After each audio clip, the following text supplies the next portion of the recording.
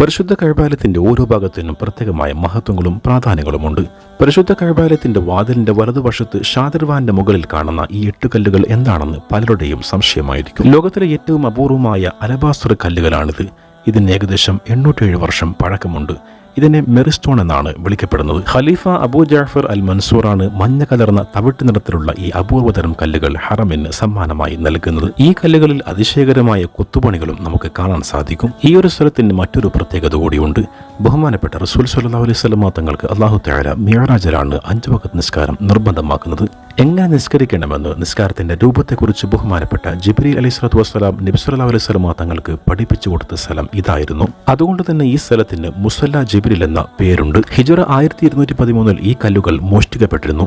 പിന്നീട് ഒരു അജ്ഞാത മൃതദേഹത്തിന്റെ അരികിൽ നിന്നാണ് ഈ കല്ലുകൾ ലഭിച്ചത്. അങ്ങനെ മക്കയിലേക്ക് കൊണ്ടുവന്ന് പരിശുദ്ധ കഅബയിൽ സ്ഥാപിക്കുകയായിരുന്നു.